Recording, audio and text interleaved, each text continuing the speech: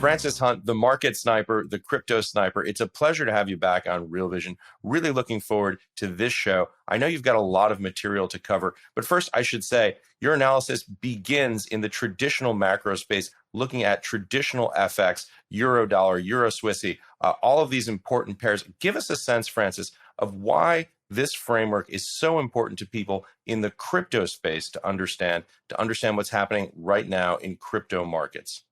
Excellent question, and one that should be explained. This is going to be absolutely empirical and pivotal to the crypto markets.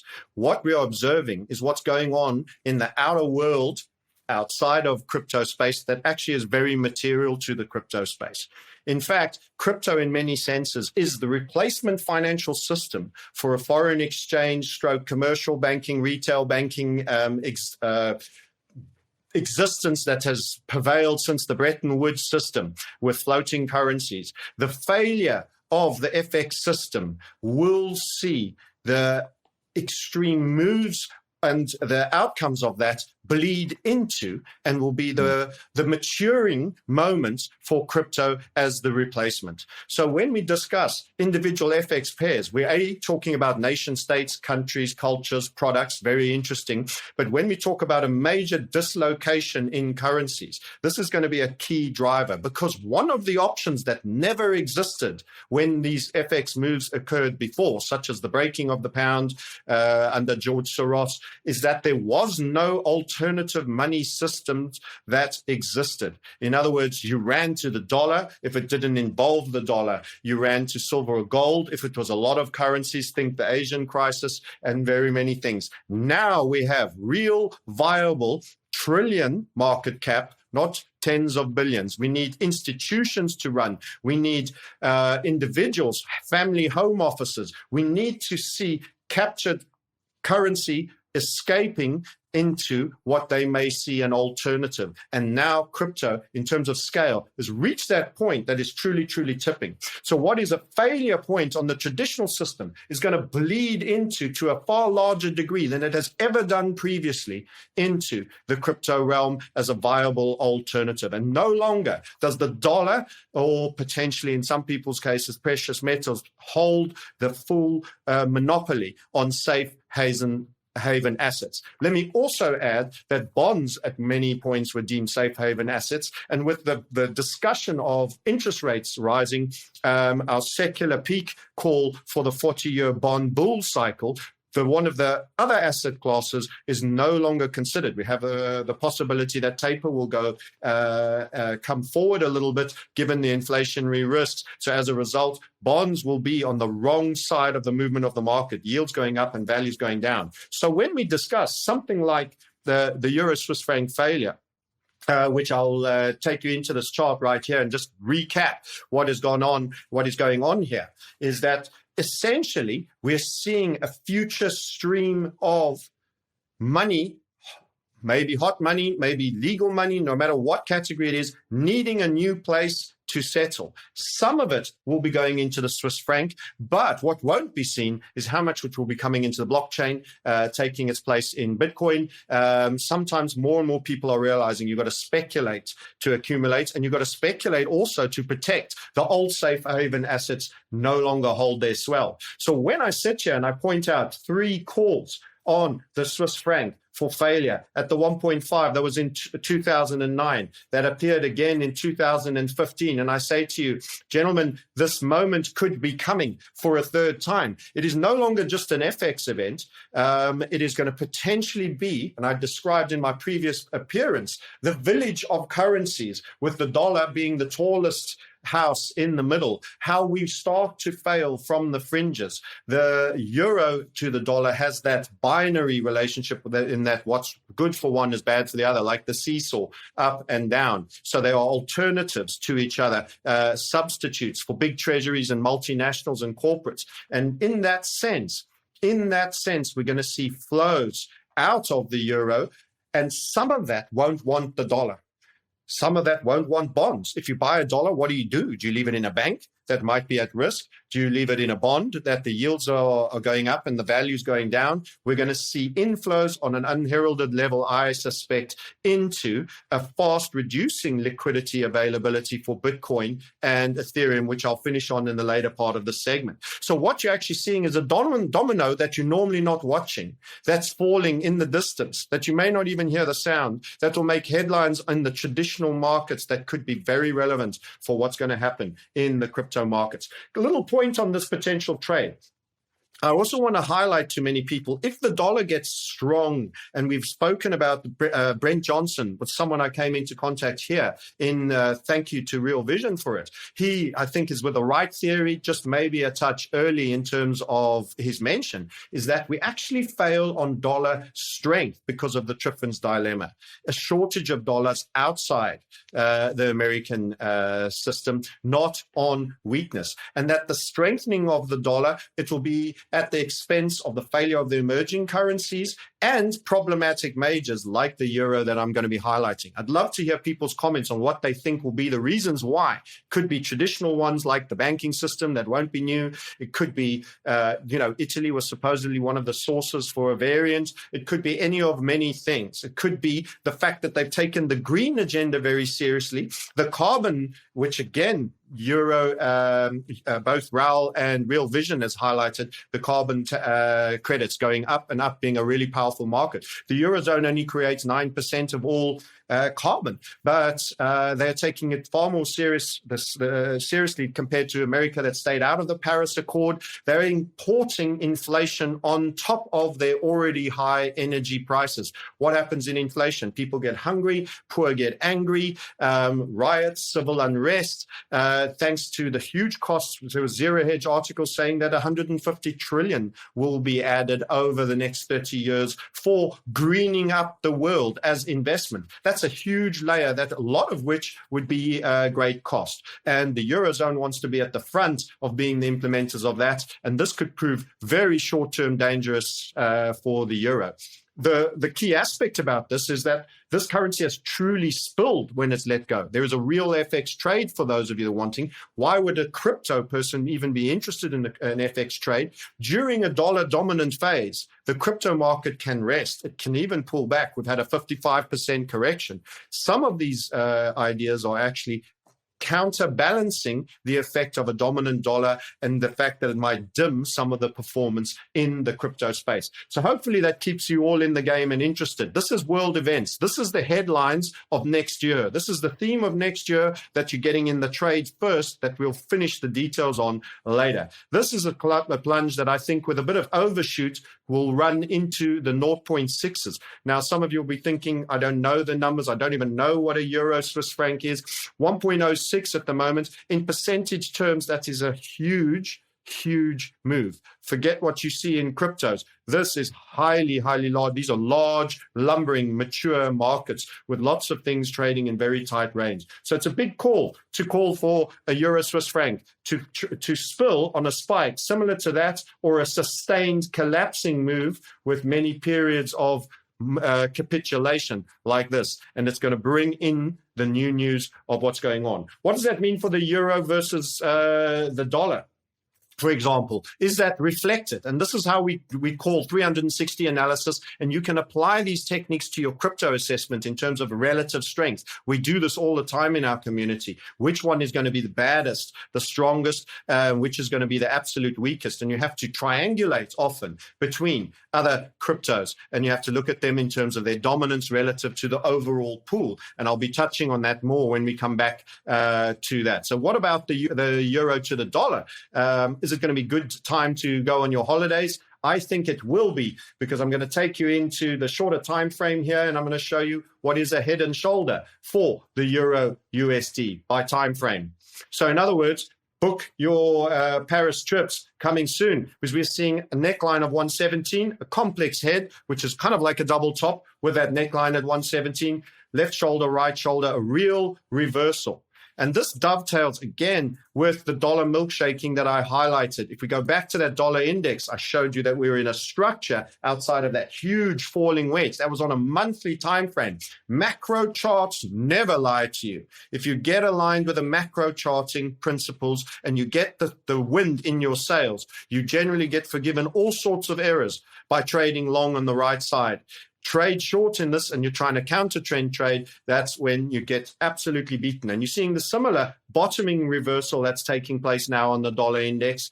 And I'll remind you again, in terms of geolocation, where we are. This is going to probably, in my best guess, turn into the beginning of that dollar milkshake, which will lead to the failure of the likes of the Turkish lira and all of these things. The failure of those currencies will see money flying into gold and crypto, and ever more so crypto. It's easier, it's electronic, it's going to do. These are key themes and drivers that are going to see a highly expansive phase. We are calling for an extension of the cycle for Bitcoin and crypto to a much larger degree than most people have realized because of the macro continuation that you see in Bitcoin. So all of these points, while a little bit left of field, is very, very pertinent to a real gale into the sales of crypto. So that is the dollar index. That was the Euro USD. What about if we just want to decide who's going to be stronger between the dollar and the Swiss franc? For those of you that are interested in FX markets, and you might want to say, well, who's going to be the boss out of all of them? My first opinion, that is initially it belongs to the franc. It initially belongs to the franc. So if I put it on the weekly and the monthly, you can see that this is generally a relationship where the Swiss are winners. Generally a relationship where the Swiss are winners, and we were winding up over there. So initially the franc is going to be the boss. So this particular FX trade, I prefer the Euro Swiss franc to the Euro USD. But that is a relative strength between two fiat currencies, the weakest being the euro. As a quick run by a couple of Eastern FX currencies, I am seeing that same dollar milkshake theory and the same repercussions for crypto queuing up. We are in FX reset territory, people. I'm here to tell you. I'm John Baptist, who's here to tell you what's coming. And it's the beginning of major moves. If we take the USD JPY, for example, this of itself is in a squeeze that we're expecting further upside. We have a target of 1.36. This is going to actually see a very credible nation like Japan, very aging nation, lose ground on the crypto fronts. This is a chart that will see further dominance for dollar. What about, for example, in the FX, something a little more exotic, but also Eastern? Now, this particular chart, Raoul himself has stumbled on, and we have stumbled on, and he's mentioned it. He's the only other person I know that actually talks about the Korean won. And some of you were saying, wow, that's kind of exotic. Is this material for us to even care? It is all part of an Eastern bloc coming under pressure.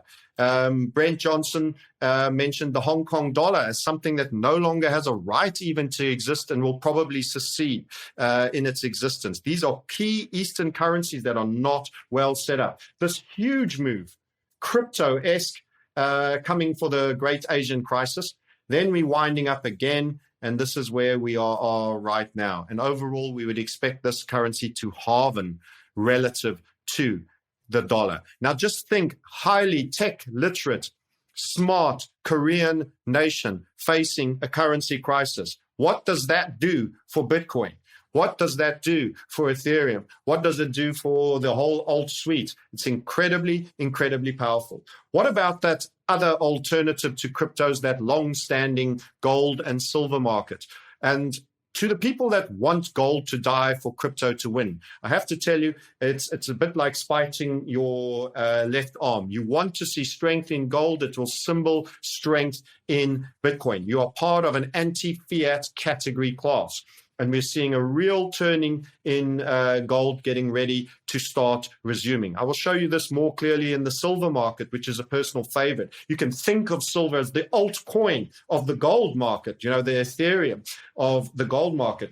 A breakout of the falling wedge and lots of reversals. A final capitulation that just ran the previous lows. marginally lower lows. This sets up great reversal. The technical guy has had his stop run, and now we turn. If we look at those charts, again, silver, and I will show you the gold and silver ratio as well. If we look at those charts on the smaller time frames, you will see plenty reversal structures. Tell me if you can spot any inverted head and shoulders. We are in a macro one right here, cramping up some of the detail. Real left shoulder right at the bottom, that final capitulation. It's broken, it made target on a non-farm, and then it's down. It's resting, it's pulling back. Falling wedge, a new inverted head and shoulder, new movement up. The precious metal bulls amongst you, and there's been many great and interesting people that come on Real Vision, they are going to start getting their sucker back with the strength in the silver and the gold markets now turning. And the gold-silver ratio, that is another key signal. And this is all good for Bitcoin. This is all good for Bitcoin because the anti-fiats are coming back. The key flippening event, a phrase that's very crypto-esque, that comes is when the dollar is going up and crypto, gold, silver, and energy complex, commodity complex are all going up with it. This is inflation. I've taken shorts on the oil to single digits. We've warned on that. This is the big long, guys. Nothing I say is a short, apart from the euro, Swiss franc, and currencies, which are pairs. Everything in terms of commodities is going to be longs. These are the easiest trades for people to win on. Everyone is good with buying. They find it harder to sell. These are the key trades that you should be taking. This is the gold-silver ratio, major head and shoulders reversal, target made. It's a broadening structure. We expect it to spill out and to continue down. So what does that look like on a bigger time frame? We have stalled for an extended period at the 70 multiple, but way up top here at the 113, we turned after that melt up and then that crash, and then we came down so far, so fast in the gold-silver ratio. It's not impossible or unlikely to have a reasonable period of gestation. This has turned into an 18-month period, but I expect to see this going down. Great for crypto and Bitcoin. Francis, can I just jump back to something that you said a moment ago that was really quite striking to me? USD KRW, dollar Korean won. Are you calling for a halvening of the won, a 30-year low on the won? And I think there's scope for overperformance. So the answer is yes. I tell you, we bold and we big time frame and we throw out crazy numbers, and these are rainmaker trades in potential of getting these accurate. Remember the grand macro of that particular chart. You will be able to optimize your entries to a specific. You could get to a daily chart because I was showing you it on the monthly time frame. You could get down. We are trading crisis. Let's be clear here.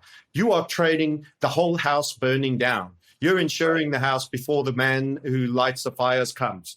And this is where we're at. This is why this is such a big deal. And we're seeing these technically, and they rarely fail. Now, I'm not going to say there's everything is a probability game, a possibilities and probabilities game.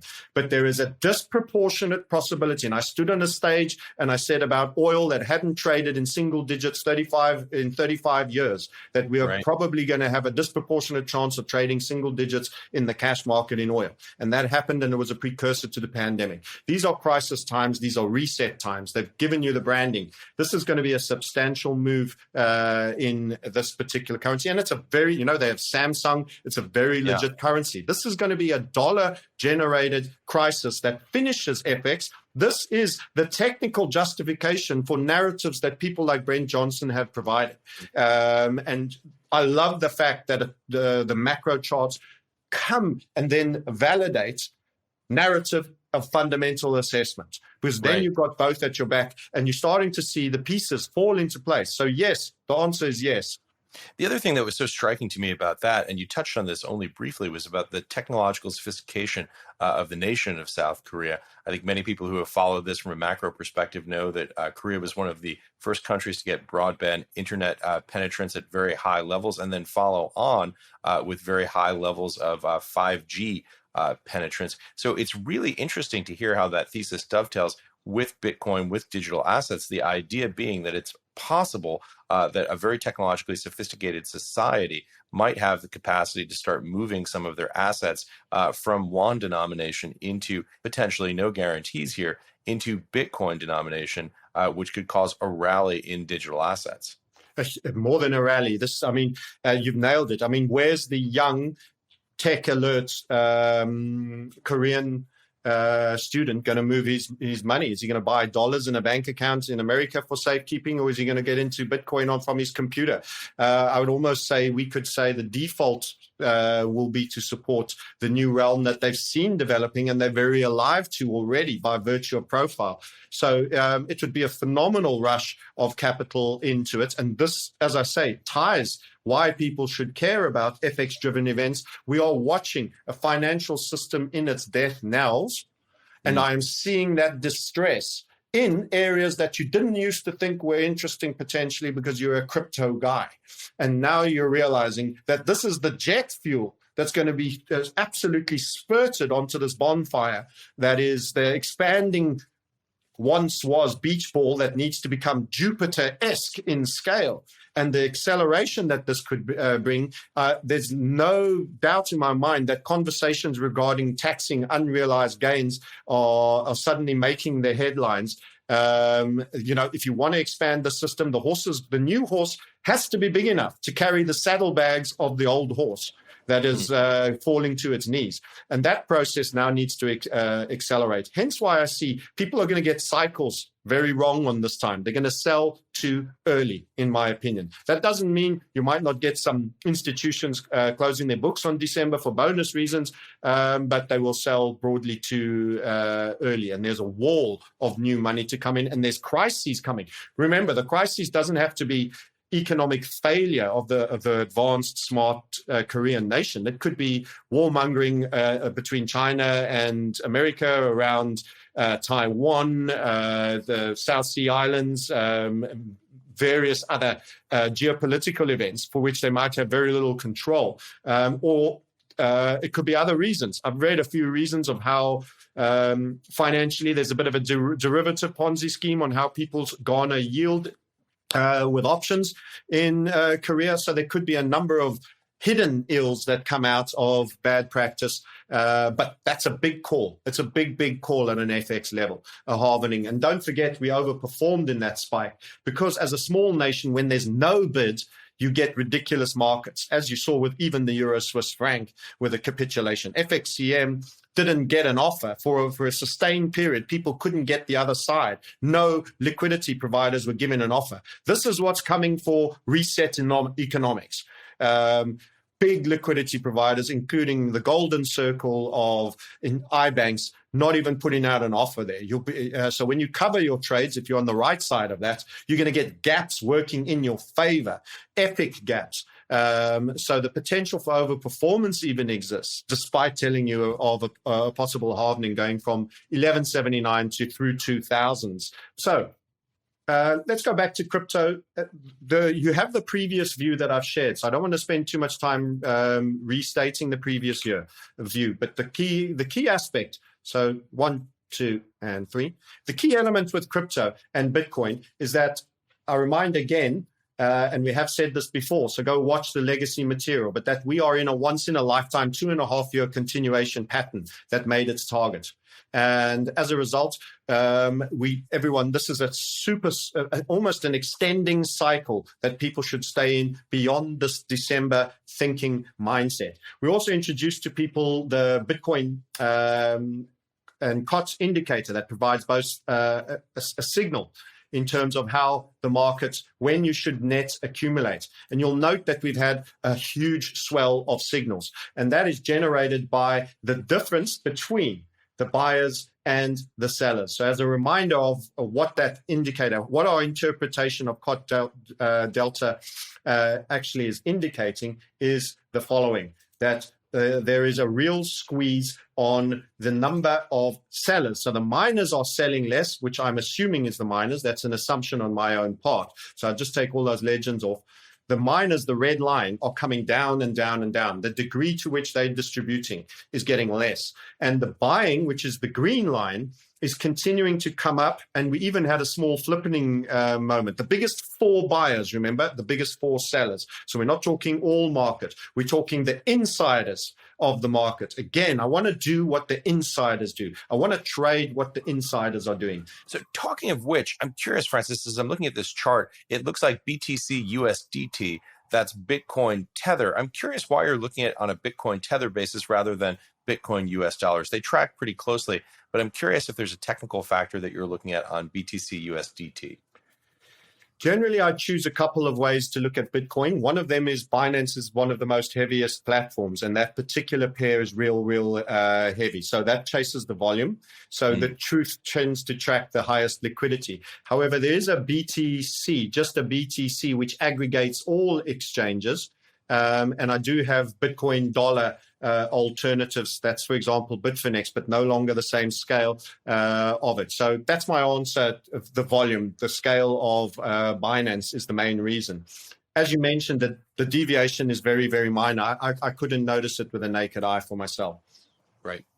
So what we've had, to recap, we've got this 2.5-year breakout, and we went into an accumulate signal on that falling wedge, which is why we said halftime first oranges. We said that here on this channel and said, you're coming back. You must be a buyer. A lot of people forget. People were calling for 10,000, 20,000, the big sell-off. This was the big bear market that everyone was to invest. And our main goal was to keep people in the market.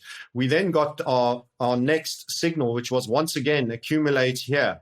These are repeat signals, the 4 in the middle, because we never came back out. So it just remains a reassert. So the buy signal was the very first one. This is just in terms of how I've designed it. I'm actually going to make a small amendment that if we stay down, we've never had this happen before. In other words, when we designed this indicator, we didn't expect that you were going to, most of the times we just touched this very tight point between buyers and sellers once, and they pulled away electrically. Now what's happening is we're actually getting a sustained spell where the buyers are very close to the 4 largest buyers are very close to the 4 largest sellers. And remember, Bitcoin is still a proliferate item. People are mining it. New Bitcoin is coming. So there needs to be more brought in, and the buyers are just taking it all up. On a separate narrative, dealing with an accountant around here, he is buying for sports betting companies. He has 5 clients. He has his own platform. He's buying 500 million in Bitcoin. These guys are laying and covering bookie bets off with each other, and they're settling in Bitcoin. They don't want to deal with banks. They don't want to be moving 10, 15 million here and there and back and having to explain to a bank how to do it. This is the wall of small, medium, quite large institutions, sports bettors, now settling between each other, utilizing what they see as e-gold that they can send and receive within a very short time frame with very low transaction costs. So the bull case is absolutely asserted. I second everything that has been said by Real Vision and Raoul. People will sell too soon. The cycle is lengthening. So the interesting part about that signal is we pulled out and then we dipped back down again. So you can see the squeeze between the largest is very supportive. This key indicator gets tested on the next sell, and I don't think it's going to be in such a short time. And that's when they expand again. There's more minor distribution and people are backing off. I see this being some way off personally in terms of our outlook for Bitcoin. We are actually calling for a short time frame. So Sunday we did a hot pot. We have our investment, our lightly leverage, and our super hot pot. I have a separate account so that you can, even if you were to do something stupid and blow it up, you can do no long-term damage. And I rarely do hot pot calls. We did a hot pot call on Sunday to say we're breaking up in the new week. It came a little earlier than I thought. Monday morning, wham, we're up and we're out. Typical of an all-time high to just run the all-time high and then pull back. So again, here we go. Lovely little continuation pattern.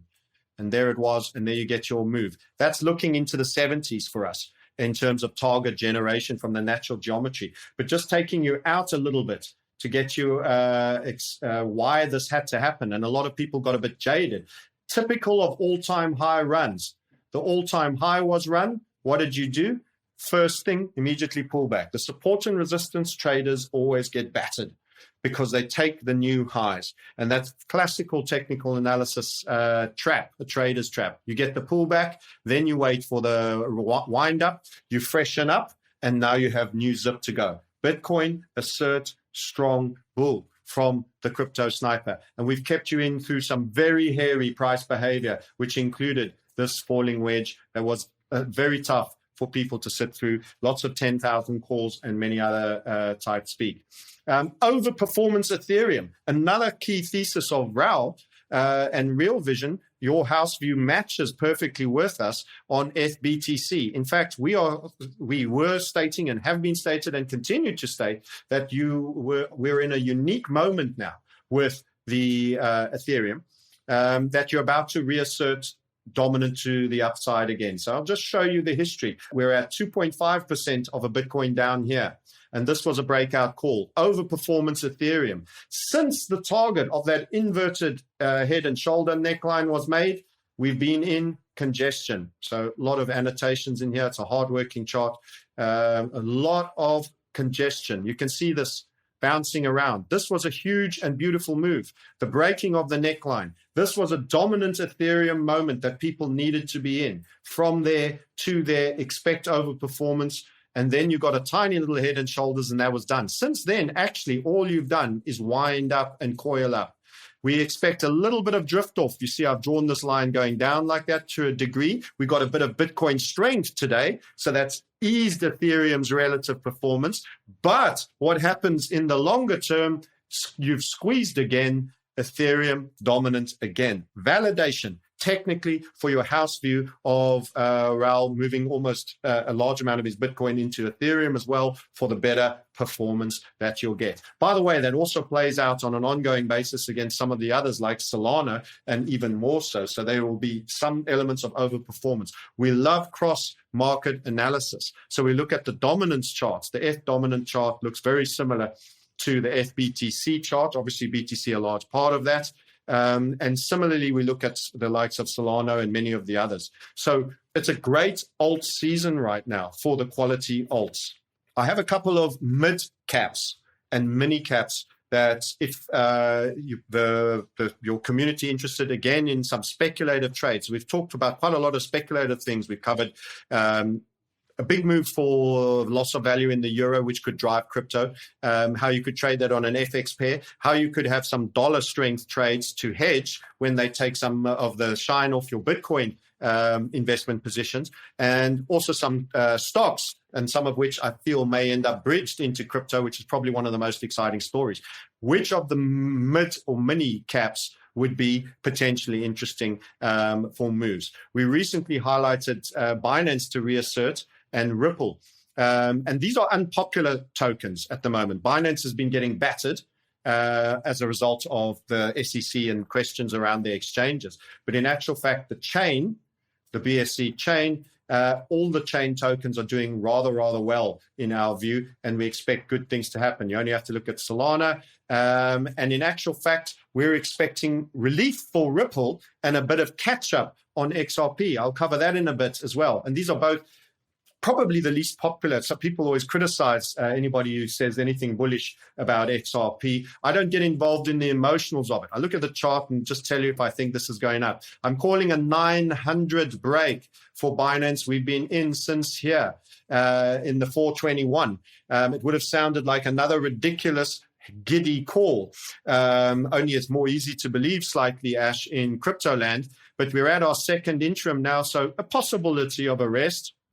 Again, a small coiling up, and then a move through the 900 mark. That's going to be very powerful, very wealth building, and it's part of money escaping the traditional world into the crypto realm. So I'm very strongly bullish, and I'm here to say to the people that are planning on selling everything, packing up in Christmas Day, and running for the hills, to say you're probably going to come back and you're going to feel you've been too early. And then you're going to want to get in at February and March, and you'll be paying twice to get in. And then you will wear the elevator when the time does come for the downside. So don't get out of sync in a market. As a trader, the minute you get out of sync, that's often when you revenge trade, or you try catch up, or make up for the fact that you're late, or you chase, you do various things. Well, you're not kidding, by the way, on that unpopular trade with XRP. Can we go back to that chart? I'm curious to see what you are looking at when you see this on the chart. As you point out, this is the trade that will get you yelled at most in the crypto community for saying you're long. I'm curious, what are the patterns you're seeing here that lead you to believe that there's some potential for strengthening? Yes. One of them is the cross, which I'll go to. But let's just start on the dollar, because that's what everybody will feel familiar with and get them grounded. Again, so the key aspects before big things move, and this is a universal principle that people could write down. There's a lot of trade ideas. I hope some folk have brought pens that are coming out of this, or they're going to be able to rewatch at least. But one of them is volatility squeezes. That is, if you want one word that encaptures my trading style, it's the squeeze in volatility. That means there's a truth that has been found, a balance that has been found that is getting very tight. There's accumulated volume that validates at a volume by price level at that zone. We do a lot of volume by price analysis. It's too much for what we're doing here. And then you have the clear trend and the clear squeeze. So you've got a really big amplitude in this fall. I think this sell-off was around just sub 2 all the way down. This was SEC related. That brought them down to 51 cents. So that's quite a big sell-off. So that gave us a big push up and a big subsequent collapse. This creates new geometry for target generation. So we're actually taking $1.50 in essence, from a 51 cents to an almost $2. And we're perpetuating a target from that sleeping happy point, which seems to be in and around 110, $1 or 110. So I'm just freestyling here to give you a little bit of an answer to your question. And your answer to the target is therefore answered in the mathematics, which is pretty simple. 110 or $1, if you prefer to be on the unitary relevant, it's clearly relevant key level, plus that $1.50, and you're going to be looking for me at around $2.50, which, given that you can buy it at 125, is a 2x. And again, that is for a partial close. This particular structure is the first of its kind in a new trend. And we treat those differently because they have a habit of moon shooting and overperformance. And we then pivot with the rest of the position into an overperformance management technical method, which is part and parcel of what we teach in our community. But for people watching here, you're entitled to hodl a little longer and get out discretionally at a later point. And that is the narrative. But further endorsing this is, actually, it's not dominance I want, it's XRP BTC. So I'll show you the XRP BTC chart. Let's do the big time frame just to remind everyone the long story. Underperformance is the mean since 2018, down, down, down, down, down. So I'm just going to get you out of that. That's not the best chart view ever to have had. And go to 3 days and pull you through. It's this price behavior that interests me really now. And as I say, everyone will come out on you and hate on you. I'm not interested in people's emotions about things. If something's interesting, this is a final capitulation, very much. This is a W bottom for me. In fact, I would draw the line here and say, there's a real wannabe level of support that's come out there. And there's that W neckline. You've got this target generation. So if I just go out here and put the eye back on, you can see that there's real target generation here on this XRP BTC that will go roughly from around 1,800 sats, and you trade it as low as 600. So that is mathematically 1,200 sats. 1,200 onto the 1,800, that'll take you to 3,000. That target was made. So you can see targeting compliance. When you get a chart that is giving targets, throwing down patterns, and meeting them, you're getting high level of targeting compliance. Then you look at this hard floor that seems to be just above the 1,800 level for XRP.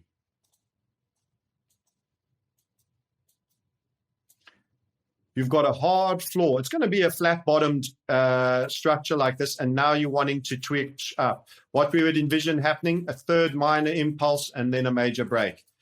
And I've done a kind of sketch. We don't know where it will be yet, but that would take you to 400-500, possibly beyond in terms of sats. So actually, Ripple measured against Bitcoin, not against a fiat, has given you a double bottom that's performed, has sat on a layer of support at the 1,800 sat mark, which it's still very close to. So you have the opportunity to get in on a very tight stop. Your stop doesn't have to be very far away. The point of failure is quite clear. Your stop, if you were to get in and you wait for a little easing back and you get in over here, the stop is hard. and it's there. It's not a million miles away. The reward and the potential gain. Remember, this is what we're in for. And this overperformance, because it's a first structure against FBTC as well as it is in the bear market of XRP USD. So you're getting a cross-market analysis. You're getting the narrative that this has catch-up potential. So I don't know what comes with that. The SEC settles. They largely concede a lot of things. Ripple gets minor slap on the wrist, and we get to move on. And that will not only, for people that just hate on XRP, they're all going to be tying in, all tokens are going to be tying in with government and KYC to varying degrees now. We have to get over being childish. In my personal view, if the money's there on the trade, take it.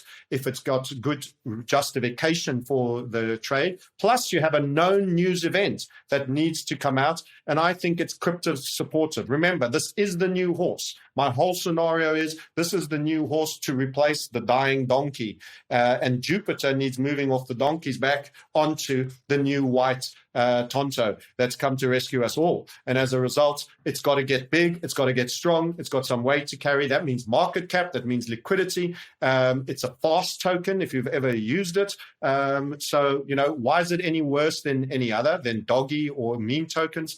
I don't know. So I tend to disregard emotional reactions to cryptos, but it was an excellent short. Whenever we wanted to make BTC in the bear market, it just kept bleeding out. It kept bleeding out. So I will go both ways on it. It must be justified technically, and we have a possibility of fundamental narrative. I don't know if that answers your question, Ash. Francis, we've obviously covered a lot of ground here today. I know you have some final charts that you'd like us to take a look at. Absolutely. I mean, my sense of value is, can I get a trade idea out of what I'm watching? It's amazing narrative. It's an amazing fundamental analysis, but what's the trade if there's someone who is a trader? So a couple of key points. The sports token chillers. We've been watching this. Now, overall, this looks like the corrective, the rounded bottom, kind of some people would refer to it cupping, convex, really looking nice. If I take you into a lower time frame onto it, it actually looks like it is winding up for us here. So we particularly like this structure. You'll see a commonality in just about all I do. I think we had a break and we're having a return move, and we've gone super low vol to these levels. So second chance entries for CHZ may yield a really good target for us. If I just put my notes on there from before, we could see it going through 73 cents, and you're busy looking at it at around 47. And that would be short term. That's an hourly one. If you're prepared, so I'm going to drop into slightly more speculative tokens. I think this is the rare time where that is justifiable. Bitcoin is benign to bullish, and the overall indicators for me are really, really strong. So I'm not going to spend time talking about Ethereum and so much and Binance token. For those of you that might be prepared to push it out and just put on a trade that is slightly a little bit, watch your volume and your liquidity. And again, this is not a recommendation of Real Vision or myself. It's for your entertainment and for your viewership, but you may find some of these tokens could yield a little bit of joy. So that kind of structure, it's ample forth. Also, watching it, if you have a look at it on a bigger time frame as well, squeezing to go up. All of this points to a pretty good old spell. I can see these going up, and I can see you getting past the 2.5s from where it is currently. So again, a nice one. I've actually speculating on quantum. It showed some real strength during a dour season in this rally. I tend to test how strong a token is how well it rallied post the selling. A lot of them are very flat and only come up this high and hang heavy here. This has shown a little bit of bounce back ability, if you want, for a better phrase. And overall, the structure we're always looking for is in there. So there's a macro element to this, and there's also a smaller time frame. Note the squeeze, the volatility, all of those key elements we watch. What's going on in here? That makes it super interesting. You've broken, you've paused, you've rest. Super big targets on this, as I say. So even down to the 2-hourly view, you're getting the same structure, more continuation, more opportunity to go to the upside on quantum. Go and study. Go find out what the narrative is. Go and find out the coin. Technically, it looks strong. It shows real recovery. We're in a benign to bullish Bitcoin environment. This is powerful. It's time to be in the right alts. Go and do your relative strength analysis. I'm Francis, the market sniper in the traditional markets, the crypto sniper in the crypto markets. Thanks for letting me tell you about a few trading ideas and my take on the crypto market. Francis, thanks again for joining us. And thank you for watching, everyone.